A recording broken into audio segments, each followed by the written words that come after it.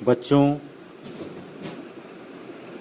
आज आप लोगों को मैं नायक गायक आदि के भेद के बारे में हम बताएंगे कि नायक और गायक, कलावंत, गांधर्व, पंडित, संगीत शास्त्रकार, संगीत शिक्षक, कव्वाल, अताई गायक, कथक और उत्तम वाद्यकार, ये सब किसको कहते हैं, इसका वास्तविक अर्थ क्या है। नायक और गायक हम लोग सुनते तो हैं, लेकिन इसकी वास्तव में परिभाषा क्या है, आज आप लोगों को मैं बताऊंगा। सबसे पहले मैं नायक के बारे में, नायक किसे कहते हैं, इसका जो परिभाषा क्या है, इसको कैसे हम इसका विश्लेषण करेंगे।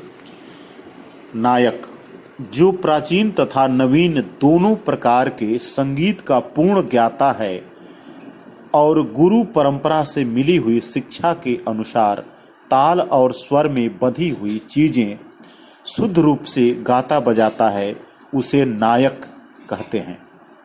और उसके द्वारा प्रदर्शित की हुई कला को नायकी कहते हैं। ये था नायक के बारे में। दूसरा है गायक। हम लोग आम भाषा में कहते हैं कि कौन सा गायक, कौन गायक है, कौन गाया है, लेकिन गायक का वास्तव में अर्थ क्या होता है। गायक गुरु परंपरा से बंधी हुई चीजों को या नायक द्वारा प्रदर्शित संगीत में अपनी बुद्धि से अलंकार एवं तानों का प्रयोग करके उसमें सौंदर्य एवं विचित्रता पैदा करके गाता हो, उसे गायक कहते हैं। और उसके द्वारा जो कला प्रदर्शित होती है उसे गायकी कहते हैं। ये था गायक के बारे में। अगला है कलावंत। कलावंत का क्या मतलब हुआ। कलावंत का मुख्य गुण है क्रिया सिद्ध, जिसके नित्य प्रति के अभ्यास में गला और हाथ खूब तैयार हो, यानी गायक हो या चाहे वादक। गला का मतलब कि यदि गायक है तो गला तैयार होगा और वादक है तो उसका हाथ तैयार होगा। जैसे तबला वादक हो या सितार वादक हो, तो गला और हाथ खूब तैयार हो, जो ध्रुपद धमार का पूर्ण ज्ञाता हो और कुशलता पूर्वक गाकर श्रोताओं का मनोरंजन कर सके, उसे कलावंत कहते हैं। अगला है गांधर्व। गांधर्व के क्या मतलब है। जो मार्ग संगीत को गा बजा सकते हों तथा राग रागनियों की भी पूर्ण जानकारी रखते हों, उन्हें गांधर्व कहते हैं। अगला है पंडित। जिन्हें गायक शास्त्र का तो पूर्ण ज्ञान हो, किंतु गायन कला अर्थात क्रियात्मक संगीत का साधारण ज्ञान है, उन्हें संगीत कला के पंडित कहते हैं। अगला है संगीत शास्त्रकार। जिसे संगीत की प्राचीन और नवीन पद्धति की जानकारी हो, संगीत का पूर्व इतिहास, प्राचीन और अर्वाचीन शुद्ध सप्तकों का ज्ञान हो, प्राचीन और आज की गायन पद्धति का अंतर प्रकट करने की क्षमता रखता हो, गीत प्रबंध, वाद्यों के प्रकार, ताल, नृत्य का इतिहास अपनी लेखनी द्वारा प्रकट कर सके एवं संगीत का वर्तमान स्वरूप और भविष्य में उसकी उन्नति पर अपने योग्य विचार प्रकट करके संगीत कला का आदर्श उपस्थित कर सके और प्राचीन तथा आधुनिक संगीत पद्धति पर नवीन ग्रंथों का निर्माण कर सके, उसे संगीत शास्त्रकार कहते हैं। अगला है संगीत शिक्षक।